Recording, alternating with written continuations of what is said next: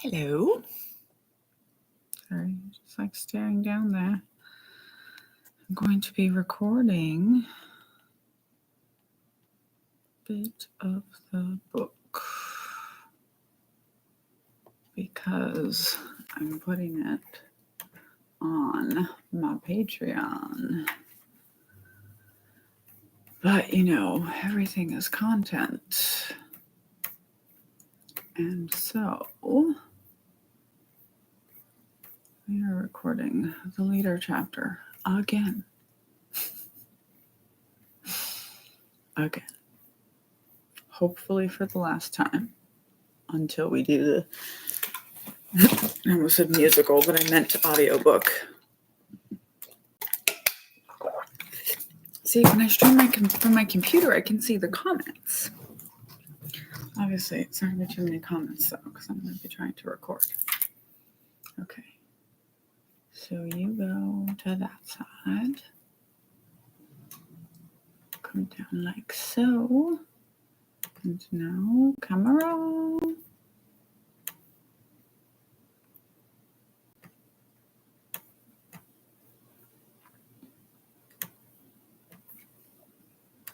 going to be good at this by the time I do the audiobook. I'm going to have to go find a sound studio. Why is the screen dark? Oh, there we go. I was like, weird, I can't see myself. Hola. Sorry, then I just left y'all staring at the ceiling. Okay, so y'all are going to be there.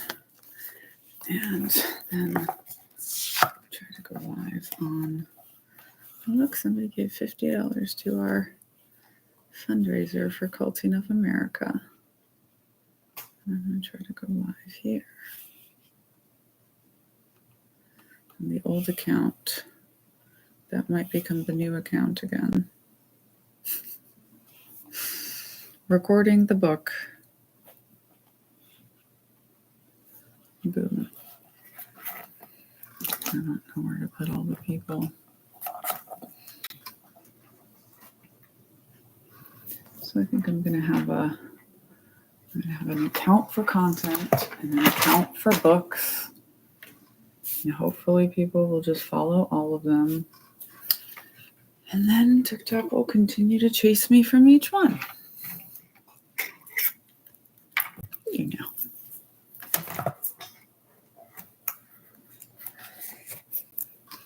That's wildly terrifying. Dropping jewelry all over the place. Okay. You are there. You are there. Oh, which country? I did make this, yes. But I just made it up. It's just a basic cardigan pattern, and then I just picked different lace patterns and put it in. So I don't have a one pattern that folks can have. I think I counted and I've created 47 different things. So at some point I'm going to have to make an actual picture book of all the patterns and stuff. But right now we just have the Culty PDF pattern on YouTube. The socials don't let us sell digital products. All right, so we're going to read Chapter 1, Part 1, Charismatic Leadership, a Hitler and a Churchill. We're supposed to be moving on to Chapter 3 or 4, but apparently this one was lost. So I have to go back. It's going to be long and painful. Hopefully not too painful. Okay. I can turn the volume up. Does that help? I don't know. I'm working on one of my cult coats. And so this is for somebody. Right now it's just a vest, a cult vest. I call this one the Exmo because even when it's cold outside, you want people to know you're not a Mormon. And then right now I'm finishing up one sleeve and then I'll start the other one. And it's just like, I have to get it to the right length.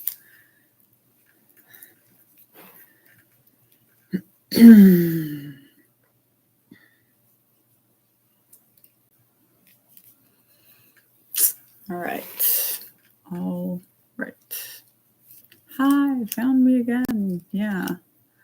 This is like the third account because I don't know, both my other active accounts are demonetized in different ways. And I'm going to come back on this account as the content account. And then I'm going to keep selling books on the other account, but they're already trying to kick me off the other account. So they're just doing it 2 days at a time. So I'm just getting ahead of the game. This is the 10th time. Maybe the 10th time's the charm.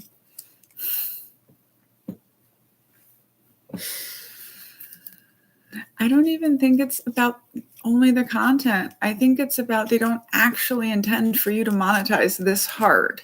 They just want you to think that you can. They'll give you a couple days making a couple $100 a day on content, and then they're like, nope. So yeah, I was basically shutting this account down. Like I had basically forsaken this account. But then they'd be playing games with me. So anyways, can start recording. Better do our test first. Test, test, test. Does everything sound good?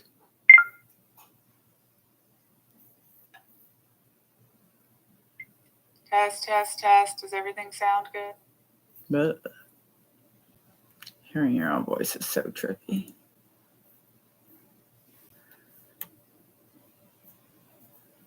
Tried to listen to my own audiobook once, but I could not do it.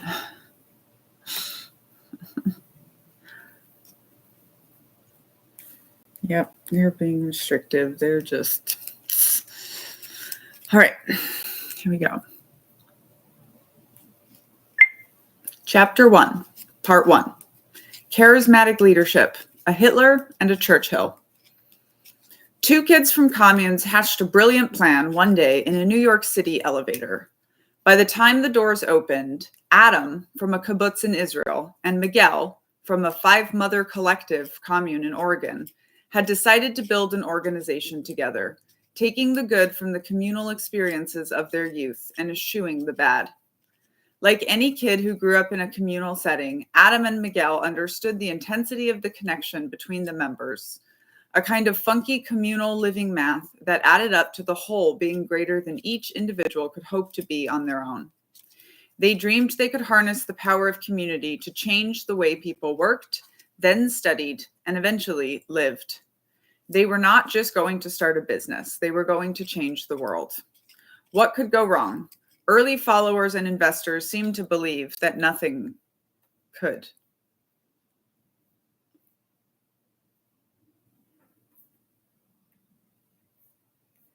Just flip to a whole different part of the chapter.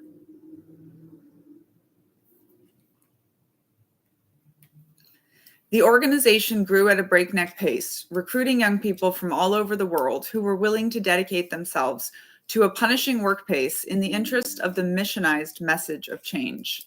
And the package came complete with the messianic figure, Adam, the more charismatic of the 2 founders, suddenly the peddler of the big dream. As he ramped up the transcendental messaging, investors and customers flocked to bring his vision into a reality. Plug it. One of these computers.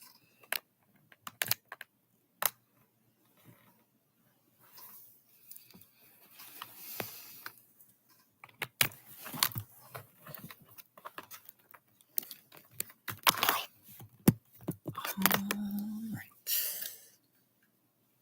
Chapter 1.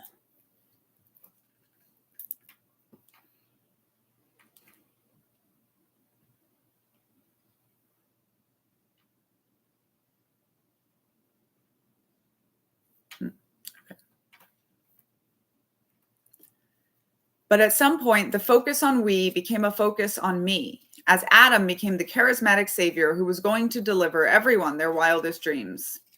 And though the red flags had been there from the start, when the growth was too rapid and the promises too vague, most folks threw caution to the wind in their desire to believe him. From the beginning, the story of WeWork reads like a cult, complete with a navel-gazing focus on the charismatic leader, a grandiose vision, and intelligent individuals who should have seen the signs. They should have questioned when Adam Newman paid himself $6 million from the company to use the trademark "we" that he owned, should have balked at having real estate he owned leased back to the company, really should have dug deeper when he made his wife, who also happened to be Gwyneth Paltrow's cousin, the one to legally choose his business successor, and who certainly should have sounded the alarm when he began to show the characteristics of an authoritarian and unstable leader. Instead, they just saw Adam, larger than life, tall, handsome, the charismatic genius bringing it all together. And because he was unlike anyone else, so winsome, an incredible salesman, tall and commanding, and with the ability to inspire anyone, they were willing to believe that he could deliver results nobody else could. By the time Adam was no longer selling "we," but selling "me," the process of deification had already begun. Today, there's no way to discuss the astronomical rise and inevitable plummet of WeWork without using the word cult. What started as a true desire to harness the power of community quickly morphed into a $47 billion real-world lesson on the power of charisma and the delusion of crowds. The essence of charisma. Over and over in American history, we've been privy to the meteoric rise, often followed by a catastrophic fall, of a charismatic leader, a term that in itself should call to mind as many negative as positive examples. Still, for as long as many of us can remember, scholars of leadership and management have focused on charisma as a desirable quality in a leader, something to be studied and emulated. Certainly, we can all think of people, leaders like JFK and MLK, CEOs like Bill Gates and Steve Jobs, and any number of nationally recognized football coaches or pop stars or megachurch preachers, and maybe even your own yoga teacher or the queen bee of your daughter's middle school clique, who can all be described with the ethereal moniker of charismatic.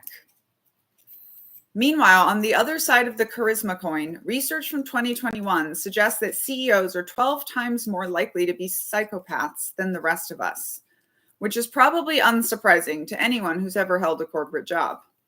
It's the same as prison numbers, and I'd be willing to bet my Army career that if we polled military officer ranks, we'd find similarly high numbers associated with that vocation. The reality is, a lot of traits common to antisocial and narcissistic personality disorders, things like charisma, persuasiveness, confidence, and creativity, are widely considered effective leadership qualities in today's America. In an analysis of this research, Fortune magazine tells us that psychopaths can often be very successful for this reason, especially if they are high-functioning ones who are able to avoid detection over the long term. I grew up walking around the cult commune of my childhood, quoting the words of David Berg, the random white dude who convinced 100,000 people that he was the prophet of God for the end of days. And it didn't feel much different than marching around Kandahar airfield as an intelligence officer quoting General Petraeus in 2011, or the way everyone walked around Microsoft's campus quoting CEO Satya Nadella when I worked there in 2016. So how did our obsession with charisma become what it is today? What happened to leaders who were simply great administrators? What happened to a focus on systems and rational thought, to paying attention to numbers and data, rather than how we can tweak facts to fit the messaging our charismatic leader wishes them to fit?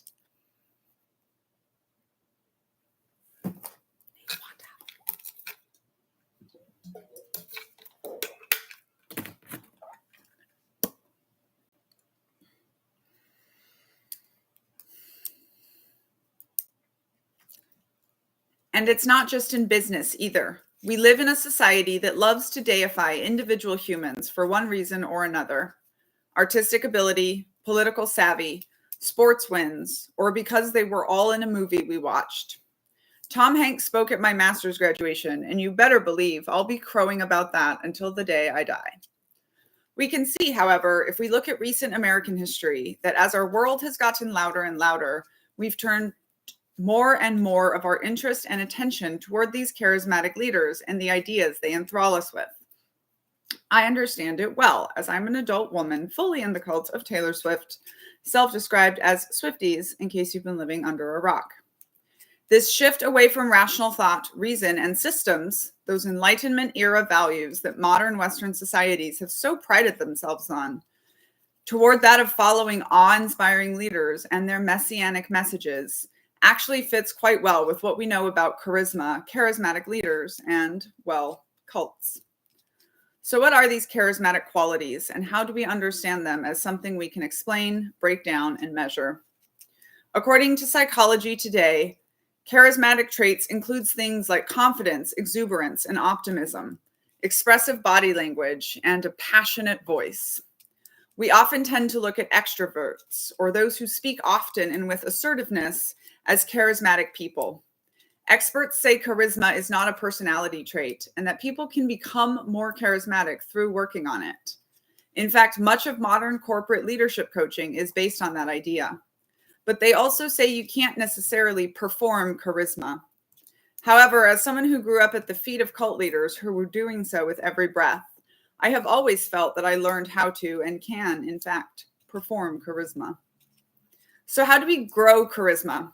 Whether or not it's ultimately net positive or negative for humanity, the leadership traits considered to make someone charismatic are certainly in high demand on the job market today. Even leaders at regular companies and organizations understand that having charismatic qualities will help you go far, and many pay hefty amounts to be trained on the cultivation of such traits. These leaders study things like presentation, speaking style, hand gestures, and eye contact, all of which will help them to more effectively influence people. An article on Inc.com, an online business startup magazine, and let's note here that startup culture can be more than a little culty, tells its readers that anyone can become more charming and engaging over time. All it takes is a little practice. The article gives us 7 ways to increase our charisma, all psychologist approved. These tips tell us to 1. Start showing more expression in your face. 2. Listen actively to what people are saying. 3. Practice reading other people's emotions. 4. Share stories and anecdotes. 5. Ask rhetorical questions to encourage engagement. 6. Set high goals and express confidence that you can achieve them. 7. Use words that people can relate to. As I read this list, my mind goes back to both the leaders I've worked under in the military, as well as to people like WeWork's Adam Newman, and to the cult leaders that raised me. They all did these things. A sociologist named Max Weber, who is famous for being one of the founding fathers of sociology, and who therefore has somewhat of his own cult following, gave us the term charismatic authority. The term itself has decidedly religious origins, where outstanding qualities are seen as a gift from God, a kind of divine endorsement that gives the leader his authority. This went hand in hand, of course, with the divine right of kings. Weber generalized this concept for use in the everyday, and in the 2020s, the concept of charismatic leaders is applied broadly to politicians, military leaders, celebrities, CEOs, and many others.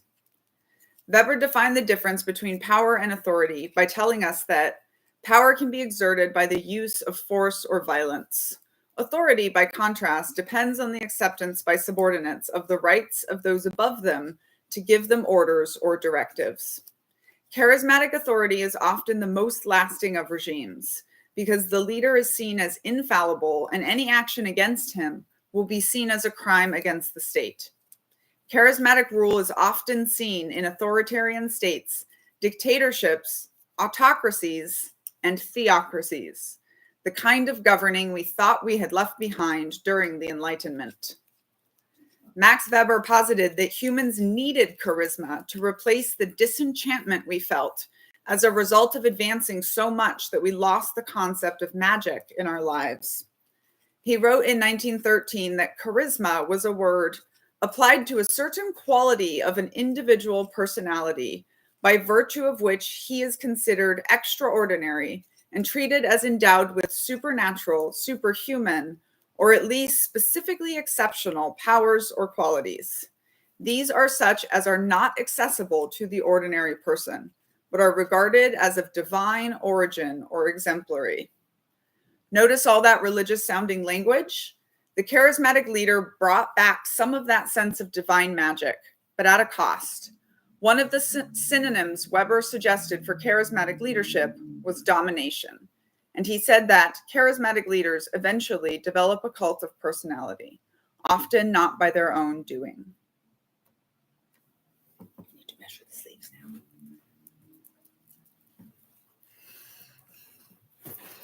I have to put it on both because it pulls differently across your back.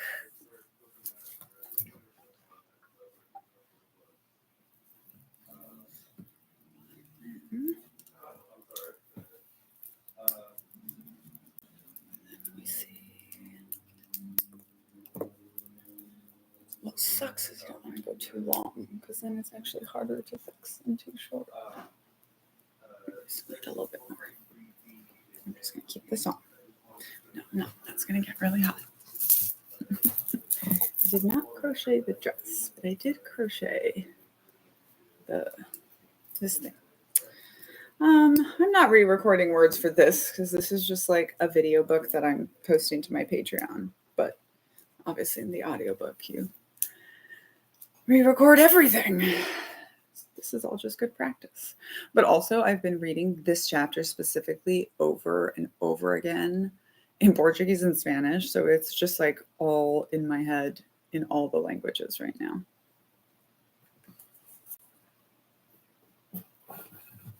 It's just like, onde fome água? I'm like, yep, Portuguese, there it is.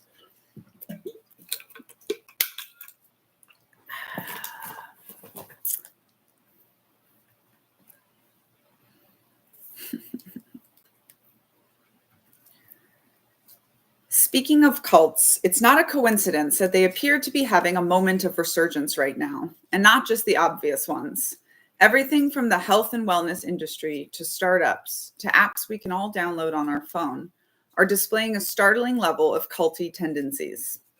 Cults tend to arise in direct response to times of social turmoil, and the early part of the 21st century has indeed been confusing and overwhelming for most of us. Amanda Montell, author of Cultish, The Language of Fanaticism, and host of the popular podcast Sounds Like a Cult, tells us that American unrest, with a corresponding lack of top-down social systems that other developed nations enjoy, also known as socialism by those in the cult of late-stage capitalism, was also responsible for the rise of cultish movements throughout the 1960s and 70s, when the Vietnam War, the Civil Rights Movement, and both Kennedy assassinations knocked U.S. citizens unsteady. At the time, spiritual practice was spiking, but the overt reign of Protestantism was declining, so new movements arose to quench that cultural thirst. These included everything from offshoots like Jews for Jesus and the Children of God to Eastern-derived fellowships like 3HO and Shambhala Buddhism, to pagan groups like the Covenant of the Goddess and the Church of Aphrodite, to sci-fi-esque ones like Scientology and Heaven's Gate. Some scholars now refer to this as the Fourth Great Awakening. Similarly, we find that charismatic leaders appear in greater numbers throughout history during times of social turbulence. Then responding groups arise, composed of people who are fearful of the future, who hope that by placing their faith in some charismatic leader, they will eradicate the past and protect their lives against unknown and unseen dangers. We saw this all too well in the way wellness grifters edged their way into the mainstream during the chaos of the COVID epidemic. If Fauci and Big Pharma couldn't cure COVID fast enough, maybe the guy talking about ivermectin could, or that pretty lady on Instagram who says all you need to do is clear your chakras and buy her tinctures to avoid getting sick. When people are scared, when the world feels uncertain, and when there are no easy answers, people are more likely to look to whoever is most persuasive in convincing them they have the solution to their problems. There's a reason the world produced both a Hitler and a Churchill at the same time, and that they were able to rally whole nations, their own and others, around them. As you can see, it doesn't take long for an investigation into the history of the concept of charismatic leadership to end up with cult leaders and murderous dictators. While discussing my own life stories, a psychologist once told me that we study the extremes to understand everyone else. This is true for all kinds of groups and leaders. We can learn as much from the extremely bad ones as we can from those we think of as extremely good or successful. But I noticed during my graduate studies that every time we talked about the great qualities of leaders, we would quietly mention the dark triad of leadership, Machiavellianism, psychopathy, and narcissism. And every time without fail, the professor would promise that we would come back around to discuss them. But we never did. What I realized is that when we talk about leadership, we almost always framed effective leadership as inherently positive. So we studied examples of what most people would consider to be history's most exemplary leaders. If someone meets our definition of a good leader, we don't spend a lot of time examining the darker sides of the very same qualities that got them there. At the end of the day, it often seems that no matter how we try to define it, history's charismatic leaders, both good and evil, are two sides of the same coin. The truth is, they often share an alarming number of the same effective leadership traits. Building on Dr. Weber's theories, Dr. Rakesh Khurana wrote Searching for a Corporate Savior, The Irrational Quest for Charismatic CEOs, where he examines how corporate culture often elevates leaders to near mythic status, essentially bringing spiritual or sacred ideals into the secular world of business. Khurana suggests that while charismatic leadership reaches its apotheosis in religious cults, it is very present in everyday corporate life, though in slightly less extreme ways. He argues that the ascendance of charismatic leadership in corporate life reflects a return to an older, more volatile form of authority, one that lacks the stability of institutional rule. As I read Dr. Khurana's book, I was comforted to know that I'm not the only one who is concerned about the parallels between the cult leaders I've known and the charismatic leaders I've served under, and all the motivation, influence, power, and control techniques I've seen them use. Weber famously said that charisma and rationality cannot coexist, and Khurana builds on this by arguing that Western society has historically moved away from charismatic leadership toward rule-based systems. After the devastation caused by figures like Hitler and Mussolini, Americans became deeply wary of leaders who relied too heavily on personal magnetism. One of the key democratic achievements, Khurana notes, is our ability to distinguish the person from the position they hold. One of the best ways I've heard this separation explained is that in America, your surgeon can be religious and still respected until he tries not to operate on you because God told him so. So what happened in the 80s and 90s for us skeptical, rationally minded Americans to begin to shift in both business and politics toward giving all credit to and leaning all our hopes on charismatic leaders? When we gave Iacocca credit for single-handedly saving Chrysler, we tended to forget about the government bailout, political landscape, and multitude of other contributing factors. When we focused on Bill Gates as an individual genius who built an empire, we told ourselves and the world a certain story about leadership, the one where the leader was central. I think it's because of what we can call a kind of apocalypse, the abrupt end of the industrial age and the cataclysmic shift into the information age, a change that began in the late 80s and shook the world so hard that it left not a single business untouched. A 2002 Harvard Magazine article titled "The Cult of the Charismatic CEO" tells us that the trend toward charisma may have started when the idea took root that if a firm was doing poorly or well, it was because of the CEO. The image of the CEO changed from being a capable administrator to a leader, a motivating, flamboyant leader. Business and politics were quick to respond to this narrative. It was easy to discard the dirty language of making money, instead embracing that of mission, values, vision, and purpose.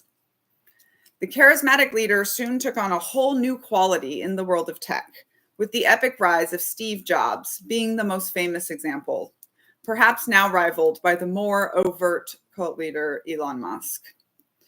Venture capital paid attention and fell in line, and the turn of the century brought us countless stories of unicorn companies brought to greatness by one or two charismatic guys, and once in a while, a woman. Simultaneously, we experience the rise of the charismatic leader in politics, culminating with American presidential wins on both sides of the aisle of men who oozed inexplicable charisma, albeit very different from one another, Barack Obama and Donald Trump. It can be argued that neither candidate was qualified for the job of most powerful man in the world, but both rode to stunning victories nevertheless, amidst so many millions commenting on their likability and counting on them to save America.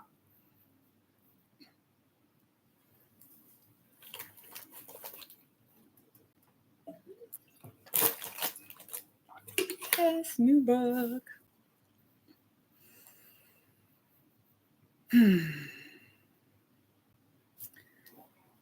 The success of the charismatic leader approach in tech and politics in the late 20th and early 21st centuries has led to many businesses adopting near cult-like behaviors, becoming more insular and siloed, and becoming ever more enthralled by and beholden to the single leader at the top.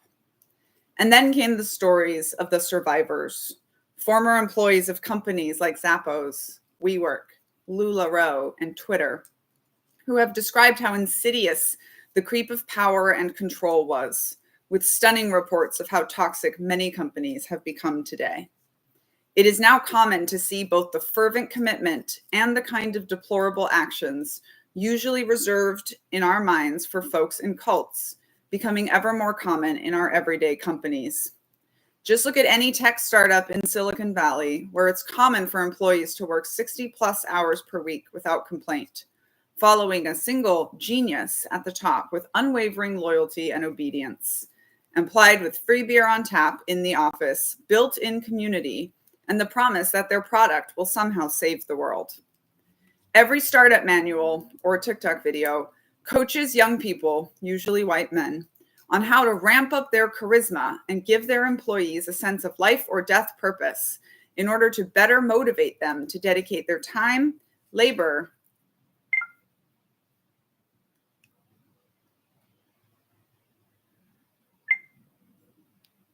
oh, it's very annoying. I'm just trying to do it all in one shot.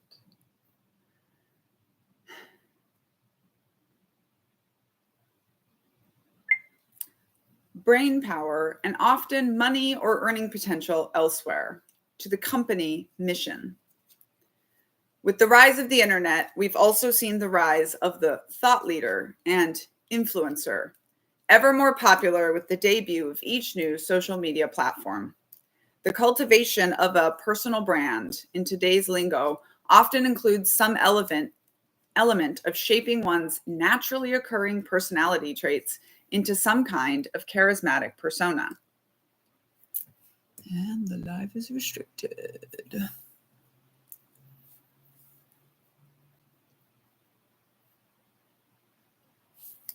The social media platforms we all use seem to have been built to be inherently culty, where it's all too easy to tune out anyone whose views don't align with yours, where members are labeled followers, and where leaders are rewarded by the algorithm gods the more followers they collect.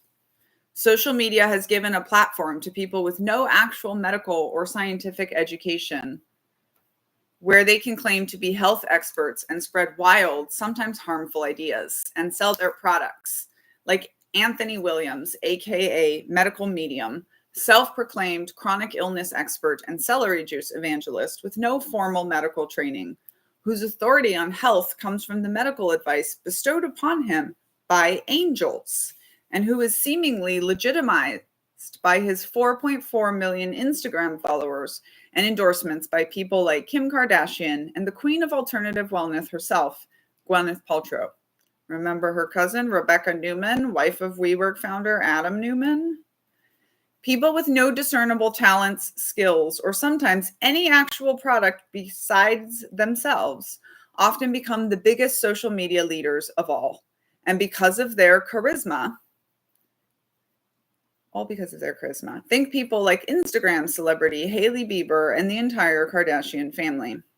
This form of fame is so ubiquitous that a common aspiration for children these days, on par with traditional jobs like doctor, teacher, lawyer, and athlete, is YouTuber.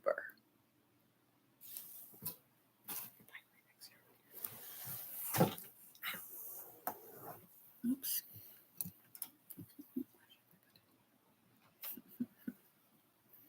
Angel investors are actual angels.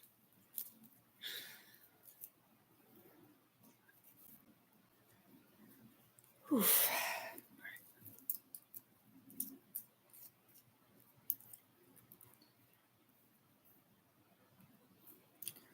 Our commitment to these business, political, or cultural gods has only increased in intensity as the world has increased in noise and confusion, pulling us in every direction, and with once-in-a-lifetime emergencies becoming our daily norm. In the early 2000s, when I walked out of a separatist cult my grandfather had joined in the 70s, it was much rarer to meet an American like me, someone who'd been cut off by their family and friends because of their refusal to adhere to one leader, guru, or totalitarian way of life. Now it seems like many of us have that story, whatever side of the equation we are on. The road to deification. Jim Jones started as a Christian pastor who grew his Northern California congregation with progressive messages of inclusivity and love.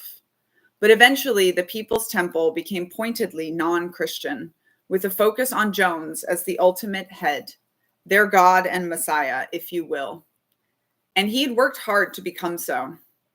As a young man, Jones spent time actively developing the charismatic traits that would enable him to build and lead a cult later in life, inspired by his participation in especially charismatic Christian traditions like Pentecostalism. He honed these skills and, as Amanda Montell describes in Cultish, boasting the intonation and passion of a Baptist preacher, the complex theorizings of an Aristotelian philosopher, the folksy wit of a countryside fabler, and the ferocious zeal of a demented tyrant. He became a linguistic chameleon who possessed a monster arsenal of shrewd rhetorical strategies, which he wielded to attract and condition followers of all stripes. Once he found his place as a preacher, Jones turned to advocating racial equality, something that, as a white man in the tumultuous 1960s, made him stand out. Being a racially conscious white pastor became his unique value proposition, and many Black Americans flocked to his congregation, helping to build a church that was integrated to a level unheard of at the time. Over the next few years, Jones proved himself to be a master of the cult leader's playbook, finding ways to increasingly isolate his followers and build their righteous, persecuted, paranoid, and apocalyptic group identity. As he gained more and more control, Jones eventually renounced religion altogether, claiming that it had always been his plan to use religion to make Marxism appear more palatable. His followers, trained not to question him, didn't blink, and they no longer needed religion because Jim Jones had successfully replaced God in their hearts and minds.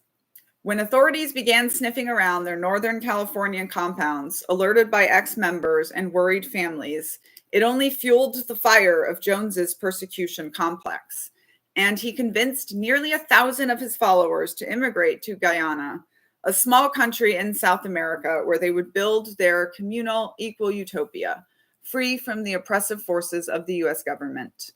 By the time he'd coaxed them into geographic isolation, where he had complete access to exploit their labor, he'd also turned himself into the venerable Messiah of the People's Temple. My stitches.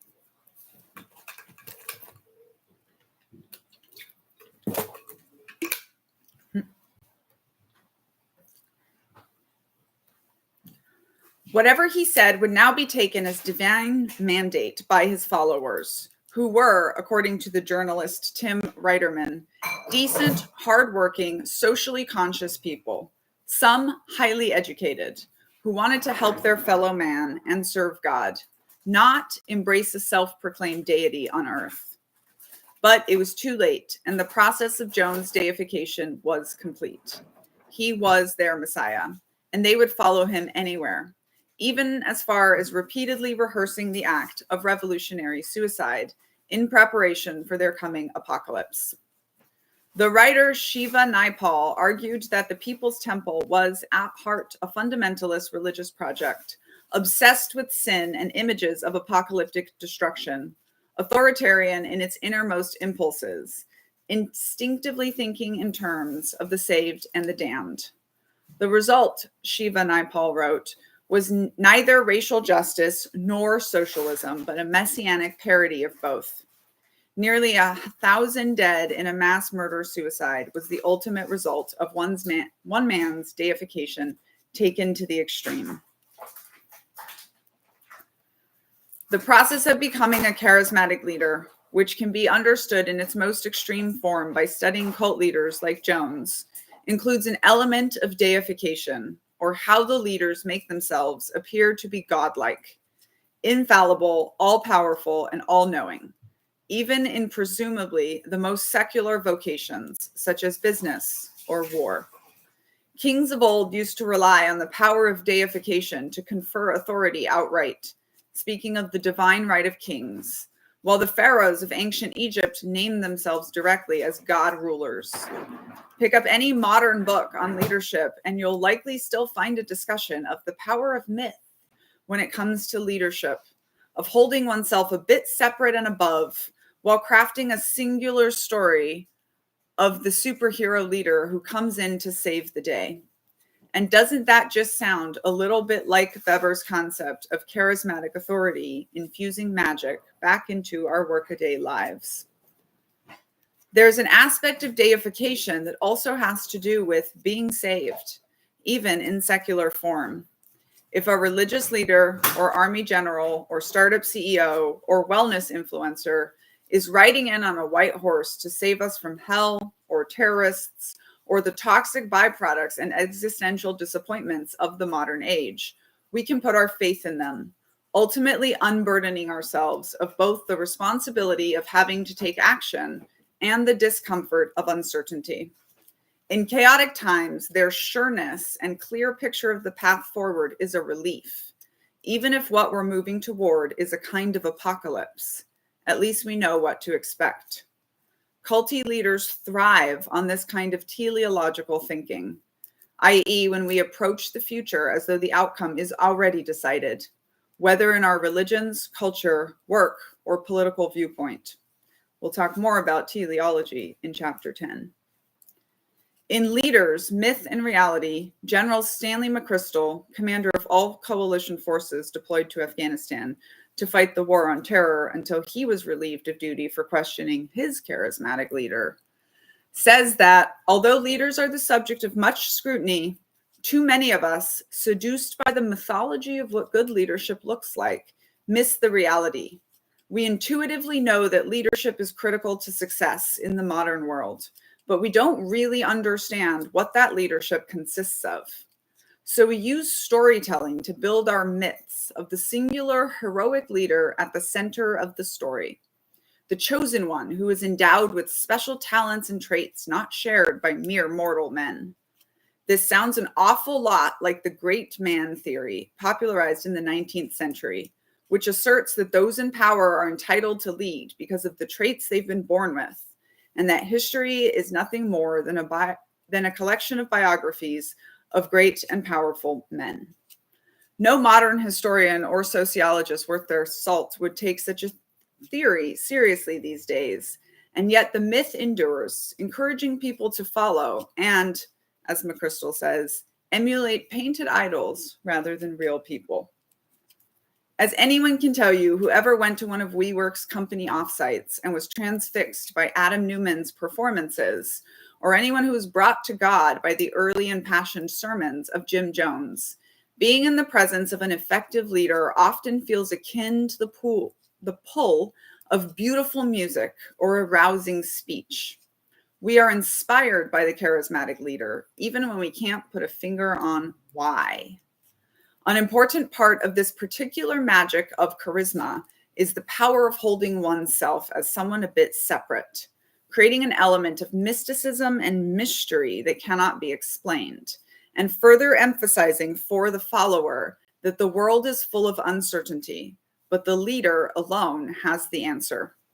Even the US military swears by their policy forbidding officers to fraternize with soldiers under their command, because heaven forbid you are seen as a human being and they begin to question your authority and orders when things go bang. Because we've ultimately failed to understand why charismatic leadership produces the magic effect that it does, we tend to focus on the outward traits that we feel make a good leader.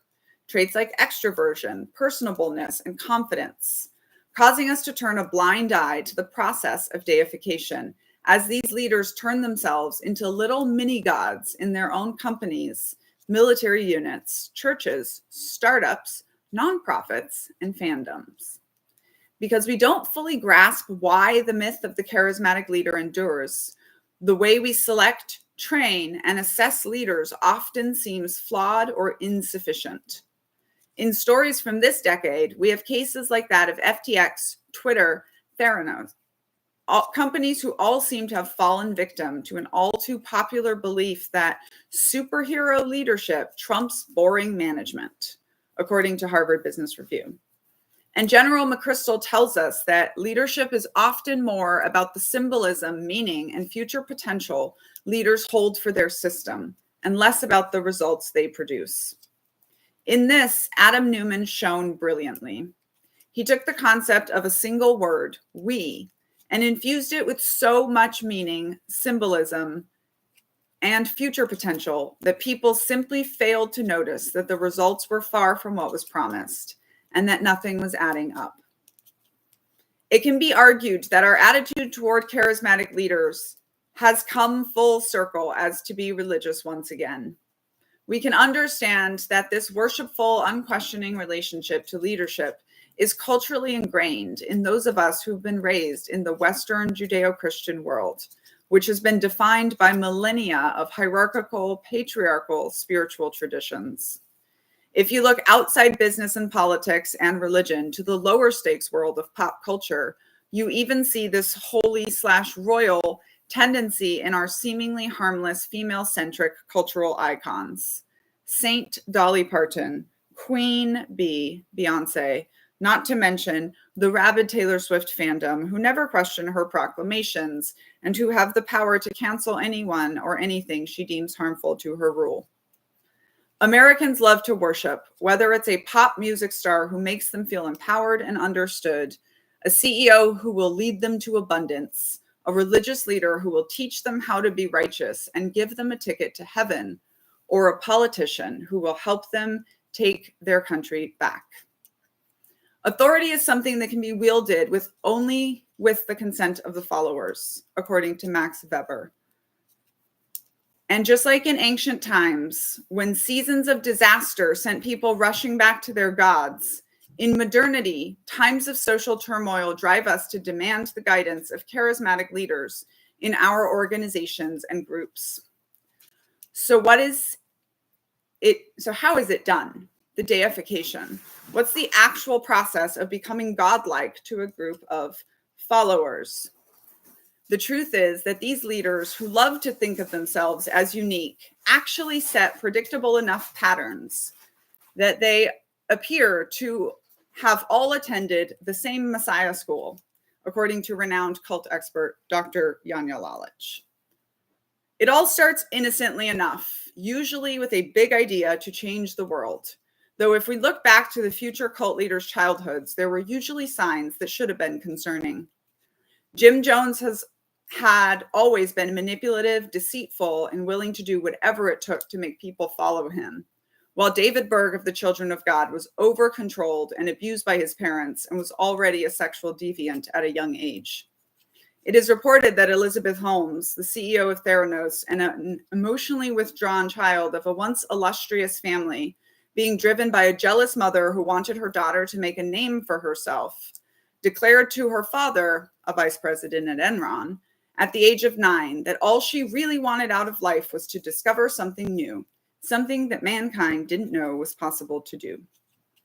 Adam Newman's parents split early, causing him to live in 22 places before the age of 13, finally settling to experience communal life on a kibbutz as a teen. In retrospect, it's perhaps unsurprising that a kid whose early life was so fractured grew up to found a company that wanted to change the world with the power of community.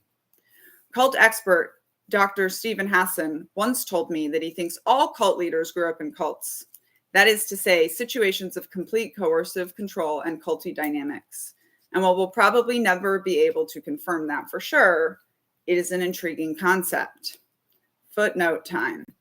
I'm hesitant to cite Hassan in this book and have gone back and forth about whether I wanted to do so. Long considered the world's leading expert on cults, he has been someone I looked up to as both a scholar and survivor for years. However, in recent years, Hassan has aligned himself with the cult of transphobia, publicly defending and championing famous transphobe J.K. Rowling and questioning the validity of transgender identity, though strangely, he still calls himself a trans rights activist on his website. I include his research here because I believe Hassan's shift into culty thinking seems to prove his own theories. Because despite his recent personal and moral failings, much of his earlier work remains valid and useful. Ironically, Hassan's shift into culty thinking seems to prove his own theories. People who have been in cults are statistically more vulnerable to getting caught in new ones. I'm not saying, of course, that any of these things meant that the child in question was predetermined to grow up to be a cult leader. Plenty of children have divorced parents, are ambitious from a young age, or move around a lot. But cult leaders often seem to have been people with significant experiences that force them to develop skills of manipulation in childhood, turning them into somewhat of an ingenue of charisma, and with the desire to recreate those manipulative patterns. It's not always a bad thing if they don't make bad choices. Jim Jones, for instance, initially built a reputation by accomplishing what investigative journalist and Jones biographer Jeff Gwynne called absolutely magnificent things.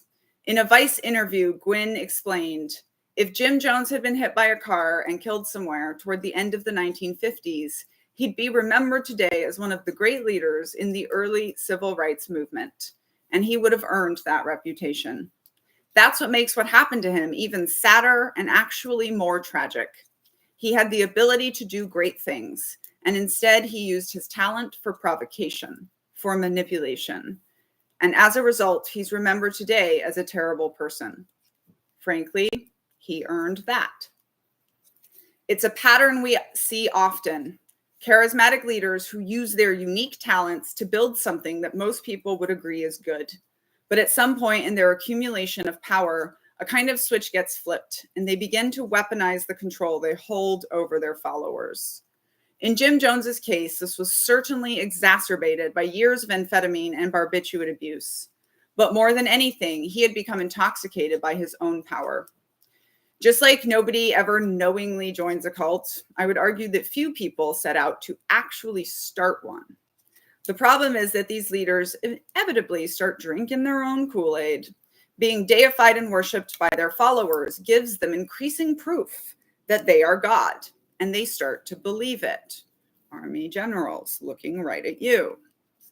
This desire to acquire followers often becomes apparent in the early adulthood of the charismatic leader on the road to deification, punctuated with a series of attempts and failures to build themselves something, anything with a following.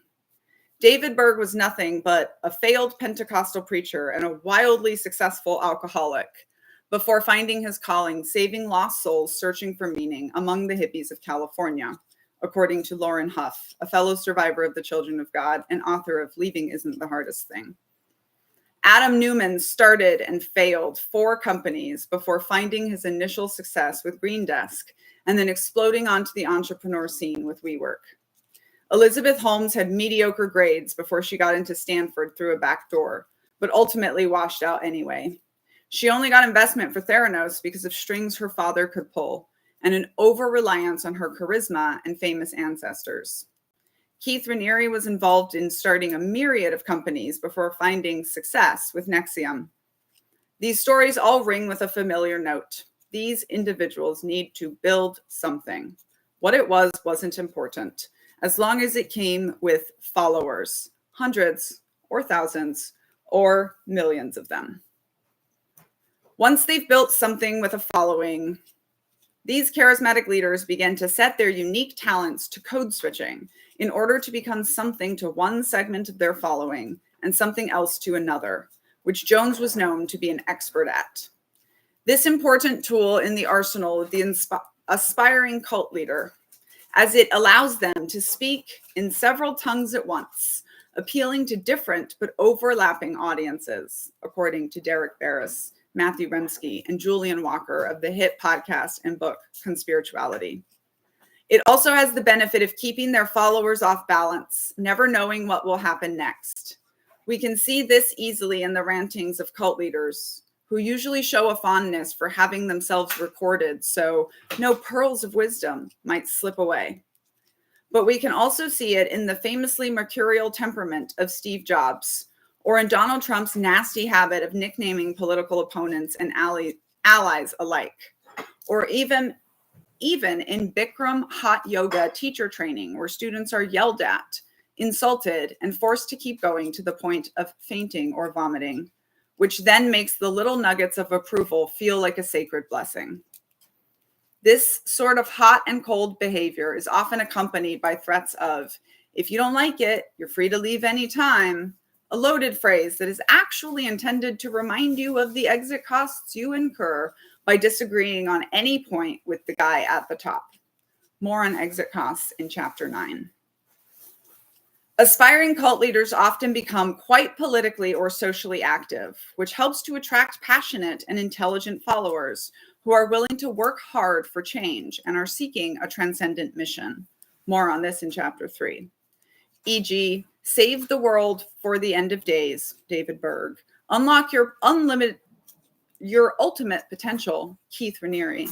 Transform medical science, Elizabeth Holmes. Become the first nation to ever win a counterinsurgency fight, General David Petraeus. Or elevate the world's consciousness, Adam Newman, and countless New Age and alt health influencers.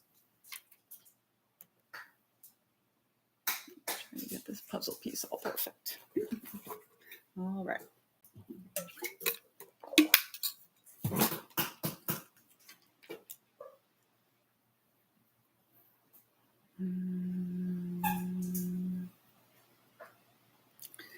They can then weaponize this grandiose mission to transform the worldviews of their followers, bringing them under a shared sacred assumption. More on this in Chapter 2, which is usually centered around the absolute superiority of the leader or the group. As we've touched on previously in this chapter, mythology is extremely important to authoritarian or charismatic forms of leadership, where the leader derives much of their power from the mythology that surrounds them, justifying their authority in the first place.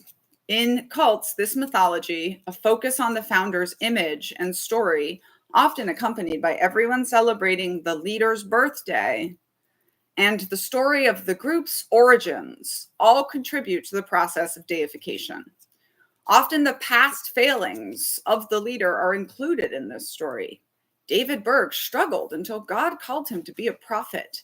Adam Newman had his serial startups. And Keith Raniere told fantastical stories about what conspired to keep success from his grasp prior to Nexium. The cult leader knows he must address his failures, so he writes it into his mythology. He just hadn't found the right thing, or God hadn't found him yet ready. And then, after a significant number of trials and tribulations, he was chosen and saved. Cult leaders are often the cult's original salvation story, their example serving as a promise to their followers. Christian cult leaders will often borrow from the mythology of King David, one of God's favorite kings and unarguably a terrible, horrible person. to imply that their past failures and mistakes are a sign of God singling them out rather than evidence against them. In 2016, we saw this same King David analogy being applied to Donald Trump as the party of family values famously ignored those values to rally around a thrice divorced man who'd paid off a porn star, likely paid for more than one abortion, and talked about grabbing women by the pussy. Later, of course, he would be impeached by the US House of Representatives twice, not to mention incite a violent insurrection. But none of that seemed to matter. King David was flawed, they told themselves as they marched to the polling booths to vote for Trump anyway. It was a convenient, thought-stopping cliche and proof of how the mythology of leadership can be warped to justify anything given the right circumstances. With the deification well on its way, the cult leader turns their attention to blurring the line between themselves and any God figure they may have initially claimed to be speaking for. In The Children of God, we saw this when David Berg claimed that his revelations were of equal importance as the word of the Bible, while David Koresh told his followers he was the Messiah come anew. Sarah Edmondson, one of the whistleblowers of Nexium, tells her in her book, Scarred, that Keith Raniere's teachings were making us disciples. He wanted us to worship him. He bragged to his followers that he even had people killed for his beliefs. Meanwhile, at a campaign rally in early 2016, Donald Trump essentially declared his godlike status to Americans when he bragged that he could shoot a man on Fifth Avenue and his followers would still vote for him.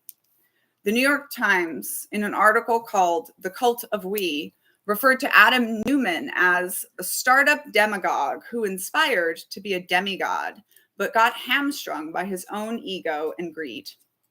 Often this goes hand in hand with the leader claiming some kind of actual godlike powers, like Jim Jones staging miracle healings, various New Age channelers claiming they can talk to the universal spirit, or sometimes aliens, or access the cosmic library of the Akashic records, or Elizabeth Holmes perpetuating tales of medical miracles from her cunningly fake technology. The final step for these leaders in achieving their demigod status is usually a ruthless culling of their formerly dedicated followers and the organization's leaders. Jim Jones surrounded himself with only yes men and women, to the point that he was totally removed from criticism and constantly told how brilliant and wonderful he was. Keith Raniere was always moving people around in the Nexium organization and constantly threatening to demote people down his straight path if they threatened him. David Berg was so dedicated to constantly replacing leaders to keep them off balance that his targets included his own wife and 4 children, and many of the people who'd started the organization with him. Elizabeth Holmes testified that she owned 51% of Theranos and was able to remove or fire anyone she wished, which in practice included employees who questioned Theranos' technology, its quality control, or its ethics. Rebecca Newman, Adam's wife, famously told Vanity Fair of a time she fired a mechanic for WeWork's Gulfstream jet within minutes of meeting him because she didn't like his energy. This wasn't a one-time thing. When her husband needed to thin out the ranks, Rebecca would allegedly walk through the WeWork offices looking for anyone giving off bad energy. And of course, everyone has heard way too much about Donald Trump's penchant for firing people. From here, with their authority now nearly complete and with nobody left who might dare to question them, these men's and occasionally women's paths to greatness often predictably includes things like isolating their followers and demanding increasing amounts of their labor, the demonization of formal education while discouraging followers from going to anyone but the leader themselves for advice, and a failure to delineate the edges of their own education or expertise, as true experts will do. Constantly aggrandizing themselves, they are often subtly putting you beneath them in the power hierarchy. They overimpose themselves into the lives of their followers, often giving reading advice or banning certain types of books, giving medical advice or bans on seeking traditional medical care, as well as giving exercise advice, sexual advice, or other forms of life coach advice they are not qualified to give. Their aim is to convince their followers that they alone hold all the answers, while portraying the outside world as not only misguided, but beneath them. This controlling behavior may sound extreme, but look no further than your average evangelical Christian community and see how much power the pastor has over the everyday choice of his congregants. And by the way, this is why I've created such an interesting channel, because I was like, I don't want anyone to think that I just know all of this stuff. I don't want people to think that I'm the only one they should be getting advice from, or that I'm like somehow special just because I know all these things. Like, here's where they're from.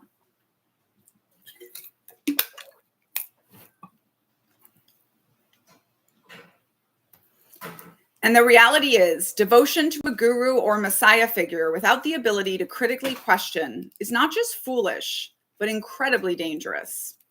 As Thomas Robbins notes in the Encyclopedia of Religion and Society, when followers excuse or justify the unpredictable behavior of their leaders, a pattern known as the deification of idiosyncrasy, and when there are no institutional checks on that power, it creates conditions where extreme or even violent actions can occur. Scholars like Roy Wallace and Steve Bruce, who wrote about the volatility of charismatic authority, argued that this type of authority often creates conditions that allow for sexual misconduct and violence, as seen in groups like the People's Temple, Synanon, and the Children of God. Charismatic leadership, they suggest, can open the door for leaders to act on their more destructive or harmful impulses. Charisma is so powerful that it can be impervious to rationality.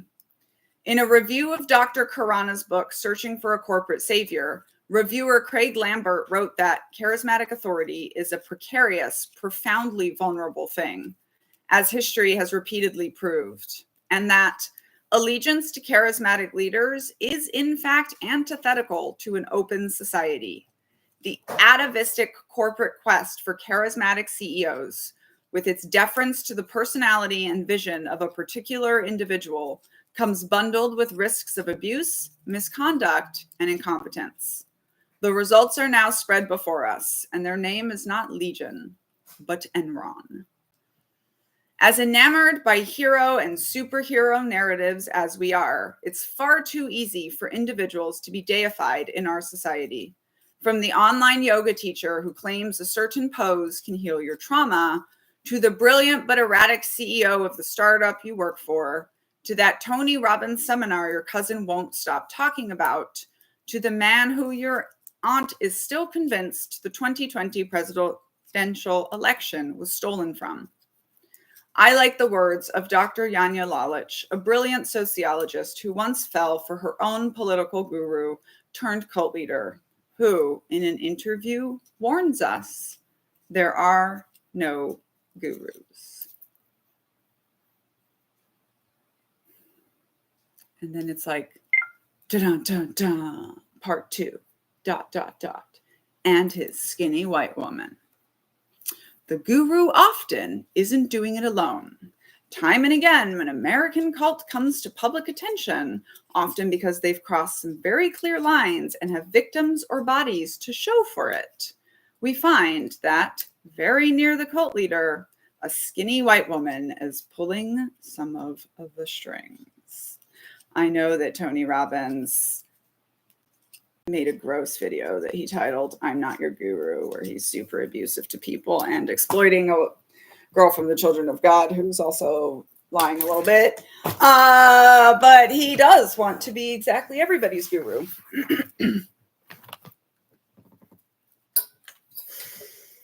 Yeah, I know. And it's funny because when I'll be back here later today making this video of like how I turned my story into a book and a brand and a business. And I was like, at first, I was like, who invests in Tony Robbins? Like, how do you become the next Tony Robbins? And then I was like, ew, no. So I was like, okay, I'm gonna be the Brene Brown of culture. And now I think we just all know that I'm going to be the Taylor Swift of cults. This is not an original account. This is like account number 8. Account number 9 is like all demonetized right now, and I can't go live because my cleavage is vulgar. And I have the 10th account over here that is now starting up. And I was just forsaking this account, but since this account can still be in the creator fund, I think this is going to be my mostly political content, cult of MAGA stuff that makes me good money. And then the other account is going to be the one where I can tag books and do all my devotions with Daniela and stuff. And then maybe I'll use this third account to just put freaking knitting stuff on. I don't know. It's just all quite exhausting. One day I'll just give up and only be found on YouTube. All right, so that was, if you hung out the whole time, chapter 1 of the book. Well, the first half, because there's another 25-page segment called The Skinny White Woman, but that's already recorded. So right now on my Patreon, once I upload this, there's going to be chapters 1, or it's like prologue, introduction, author's note, chapter 1, part 1 and 2, chapter 2, chapter 3. I think that's where I am. And so probably next week or Friday or something, I'll be recording the chapter about what? About self-sacrifice. That's what it is. Not the kind of ex-intelligence officer that's going to talk to you about the Middle East. Sorry. What happened to the aliens? Well, in chapter 3, about the mission, is where we talk about how cults always promise space travel, which is going to be a print that you can get from the book, like one of the package things you can get. We literally have a print that says cults always promise space travel, and it's going to be all like down bad themed. Okay. Chapter 1. Charismatic leadership. Hitler and a church. Part 1. Longest chapter. About charismatic leadership. This is also part 1. Part 1. Part 1. Part 8. Sorry, folks. And this goes to the culting of America. So in theory, over the next 8 to 10 weeks, you can listen to the whole book or watch, if you like to watch someone just knitting while they read to you.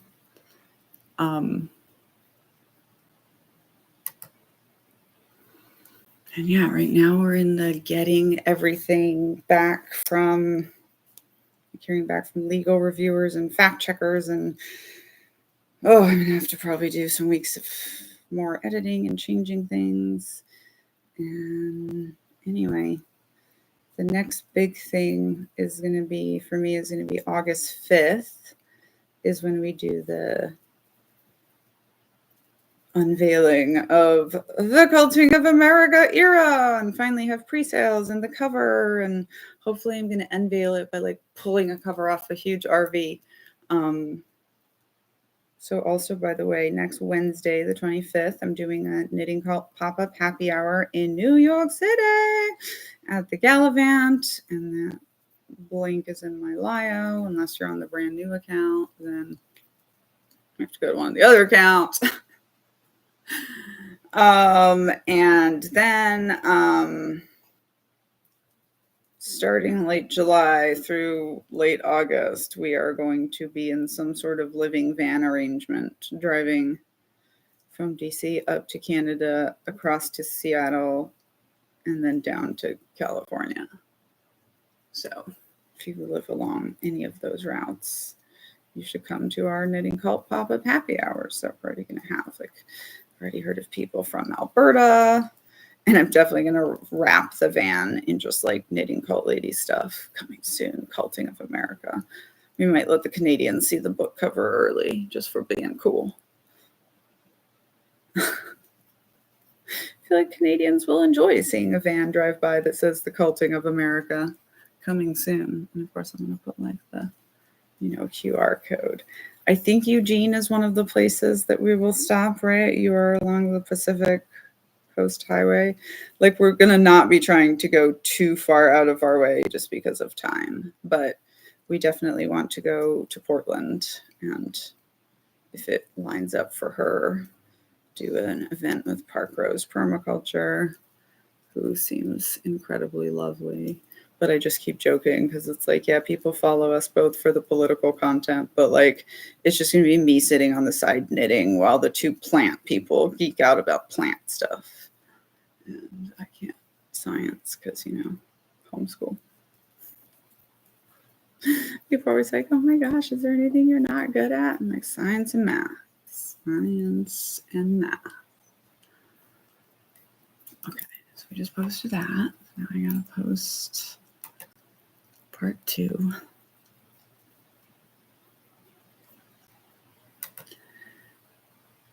Tonight is book club. I don't think anyone else is streaming in my stream. What does that mean? There's a bunch of accounts that are pretending to be me. That's fun.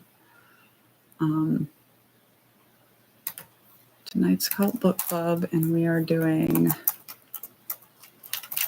The End of Love, Terror, Love, and Brainwashing. We're specifically talking about secrecy and lying in cults and after cults and all of that. Okay.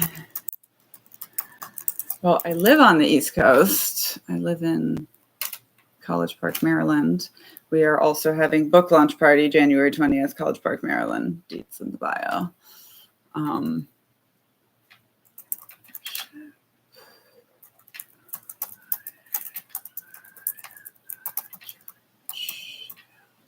But I think we will also probably keep the van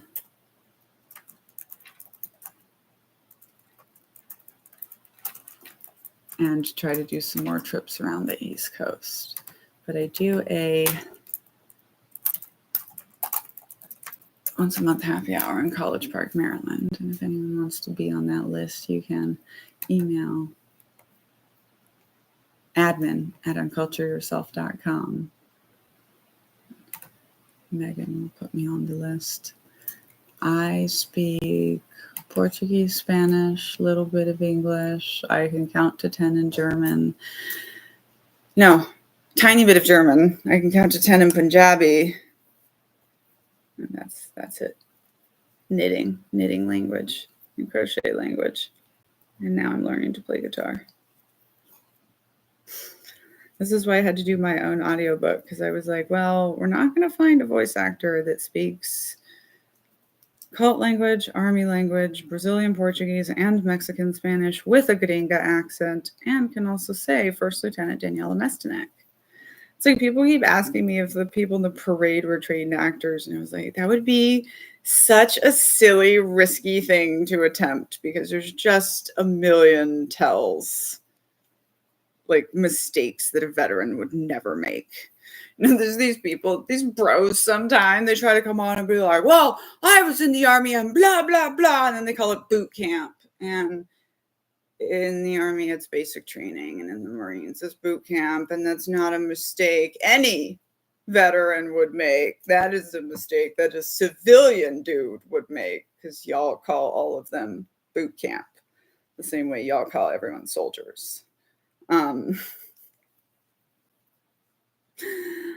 and somebody else was like, well, if this was really for the Army birthday, then how come they're not planning a thing for the Marine birthday? And I'm like, I guarantee you they are planning a thing for the 250th anniversary of the Marine birthday, but it was never going to be as big as the anniversary of the United States Army. Like, so that's one woman was like, how do we know if they did it on purpose or just out of being out of practice? Guess you're just going to have to listen to all of us veterans telling you. She was like, I don't think the military practices drill and ceremony anymore. I can tell you that the 101st spent weeks rehearsing our parade when motherfucking David Betrayus came through himself a parade. And that was in the middle of just nonstop deployments. Like, they didn't just not practice for a parade in front of the president of the United States. They just really said, we are going to burn our own birthday party down so that you cannot have it either. And it was gloriously done. Yeah, I mean, it's funny because I work on it so hard now to not do the soldier supremacy thing, to say like in the military, not in the army, that now sometimes when I actually do mean in the army, I'll be like in the military, and I'm like, oh no, this is just army. And then people will come at me with, that's not in the Navy, that's not. I'm just like, oh. No, I don't think they got that. Like that's the whole purpose, I guess, of malicious compliance. Like, it's really hard to be like, you're in trouble for marching funny. And there was obviously so many levels, but also it's just like, it's really the best kind of insult to him, because just the same way all of y'all were like, I don't know what I'm looking at, but I don't think it's supposed to look like this. Like, he thought that too. Meanwhile, Keg's Breath knew probably every detail of exactly how much he was being insulted, which I'm happy for him. Couldn't have happened to a nicer man. All right, so now I'm just gonna go and edit the playlist to make sure they're in the right. Service members of the Space Force are called the Guardians, as in of the galaxy. And their motto is like something from above, even though there's no cardinal directions in space. Cults always promise space travel. One time, the first time we met a Space Force lieutenant, he thought he caught himself some stolen valor with me and my husband, and it was so funny. This is the last story, and then I have to go. So it's Veterans Day, right? And so my husband is wearing, we just call his smoking jacket, right? My husband is a retired special operations helicopter pilot. Like, all the special branches of the military fight with each other about who's the coolest, but like, they'll buy me a drink because my husband flew them out of somewhere, right? So like, he can do whatever he wants. So he's walking down the street with his beard and his freaking just the jacket of his dress blues and like jeans and whatever it's called, right? And I'm walking just in like a red coat with my captain's bars and my 101st badge, like the most recognizable military badge, combat badge, like on, right? We can do what we want. We're not in the cult anymore, right? So we're going down to our Starbucks. And like, this dude comes out and he's, khakis and a polo, like thinking he doesn't look military, but of course he does. Looks back and he's like, hey, you were in the army? And he goes, yeah. He goes, oh, like, how many years? 20 years. He goes, how old are you? 38. And he just like keeps like sharpshooting, and like, we know what's happening, and we again don't need to prove ourselves to anyone, so we're just like letting this little boy kind of dig his own hole. And then at some point I also volunteered in, and I was a former captain of the army, and blah blah blah. And we were like, oh, it's so nice, this, that, and the other. Hey, we live right there. If you want to stop by for a drink. He never did.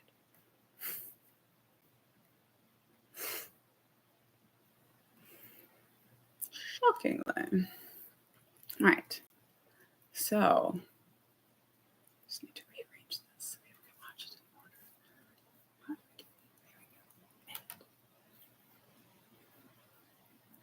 Yeah, people are so nosy, and also just like, I'm gonna save you all the trouble. No women are freaking stealing leadership, like stealing valor, because y'all freaking question the hell out of everyone.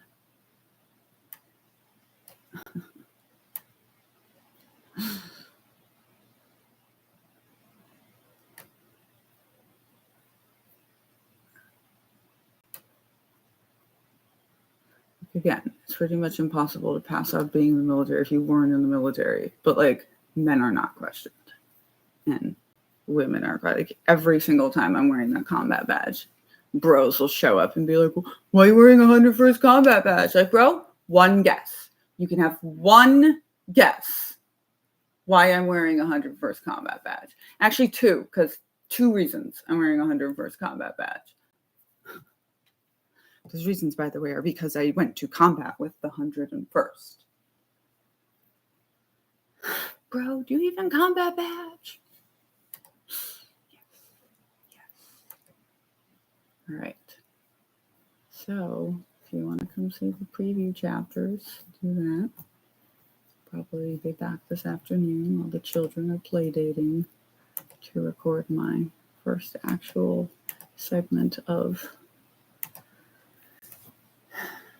that series I'm doing on how to write your story. And then, of course, book. You know, Wednesdays are big days. All right. Bye. Come find me on all my other accounts, too. I did what's called a direct commission, which is I had my college degree already, and then I signed up through a regular recruiter, and so it's like technically I was enlisted for 5 months as a 09 Sierra, which is officer candidate. So I went to basic training as a specialist, and then on graduation day I was an E5, but not an NCO. Everyone in, officer, all the NCOs in officer school wanted us to know. And then 5 months in, I was a lieutenant, which I absolutely think is the best way.